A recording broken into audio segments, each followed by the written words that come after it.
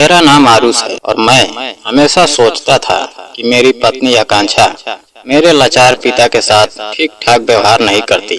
मेरे पिता एक भयानक दुर्घटना के बाद चलने फिरने से लाचार हो गए थे और मेरी माँ इस दुनिया से जा चुकी थी। पिता ने अपनी पूरी जिंदगी मुझे पढ़ाने और मुझे एक सफल इंसान बनाने में लगा दी थी। उन्होंने मेरे लिए कारोबार खड़ा किया और हमेशा मुझे अपना सहारा कहा। शादी के बाद मैंने अपनी पत्नी आकांक्षा को पिता की जिम्मेदारी सौंप दी और खुद कारोबार बढ़ाने में इतना व्यस्त हो गया, घर के हालात से लगभग अनजान हो गया। शुरुआत में सब ठीक था। आकांक्षा पिता का बहुत ध्यान रखती थी। पिता भी उसकी बहुत तारीफ करते थे और कहते थे कि वह बहू नहीं बल्कि बेटी है। लेकिन जैसे जैसे मेरा काम बढ़ता गया, मैं घर से दूर रहने लगा और धीरे धीरे घर का माहौल बदलने लगा। आकांक्षा पहले जैसी खुश मिजाज नहीं रही, वह चिड़चिड़ी और गुस्सैल दिखाई देने लगी। कई बार मैंने उसे पिता पर नाराज होते देखा। एक दिन उसने पिता के हाथ से गिरे पानी के गिलास पर बहुत गुस्सा किया। मुझे यह देखकर बुरा लगा, लेकिन मैंने झगड़े से बचने के लिए चुप रहना बेहतर समझा। कुछ समय बाद मोहल्ले की नंदिनी आंटी ने मुझे रोका और कहा कि मुझे अपने पिता का हाल खुद जाकर देखना चाहिए। उनकी बातों ने मेरे दिल में शक पैदा कर दिया। उसी दिन मैंने फैसला किया कि सच्चाई पता लगाने के लिए घर में छुपे कैमरे लगवाऊंगा। जब मेरी पत्नी मायके गई तो मैंने अपने दोस्त की मदद से घर के अलग अलग हिस्सों में गुप्त कैमरे लगवा दिए। अब हर कैमरे की रिकॉर्डिंग मेरे मोबाइल में आने लगी। कुछ दिन बाद मुझे काम से दूसरे शहर जाना पड़ा। वहाँ ऑफिस में बैठकर मैंने कैमरे की रिकॉर्डिंग देखनी शुरू की। किचन में आकांक्षा शानदार खाना बना रही थी और गाना गुनगुना रही थी। मुझे लगा कि मेरा शक गलत है और मैंने राहत की सांस ली। लेकिन दोपहर के समय जब मैंने पिता के कमरे का कैमरा खोला तो मेरी दुनिया हिल गई। आकांक्षा ने पिता के सामने एक प्लेट में सूखी बासी रोटी रख दी और गुस्से में कहा कि वह रोज उनके लिए अलग खाना नहीं बना सकती। मेरे पिता कांपते हाथों से उस रोटी को पानी में डुबोकर खाने लगे ताकि उसे निगल सके। उसी समय मैंने किचन का कैमरा देखा तो आकांक्षा खुद गरम रोटी और स्वादिष्ट खाना खा रही थी। यह देखकर मेरा खून खौल उठा। शाम को मैंने फिर कैमरा देखा तो आकांक्षा तैयार होकर बाहर जाने लगी। पिता ने उससे पानी मांगा, लेकिन उसने उन्हें डांट दिया और कमरे की लाइट बंद करके बाहर से दरवाजा बंद कर दिया। मेरे पिता अंधेरे कमरे में प्यास से तड़पते रहे और मैं ऑफिस की कुर्सी पर बैठा यह सब देखता रहा। उस पल मुझे लगा कि मैंने जिंदगी की सबसे बड़ी गलती की है। मैंने तुरंत मीटिंग रद्द की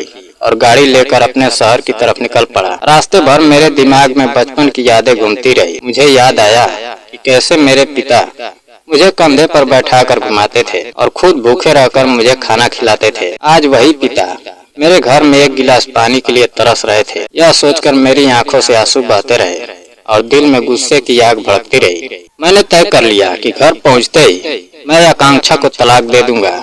3 घंटे की लंबी यात्रा के बाद जब मैं घर पहुंचा तो चुपके से अंदर गया ताकि सीधे सामना कर सकूं। लेकिन जैसे ही मैं लॉज में पहुंचा तो सामने का दृश्य देखकर मेरे कदम रुक गए। पिता के कमरे का दरवाजा खुला था और अंदर रोशनी थी। आकांक्षा पिता के पास बैठी थी और उन्हें प्यार से खाना खिला रही थी। दोनों हंस रहे थे और बहुत खुश दिखाई दे रहे थे। तभी मैंने पिता को कहते सुना कि क्या कैमरे के सामने यह नाटक करने से आरुष सच में बदल जाएगा।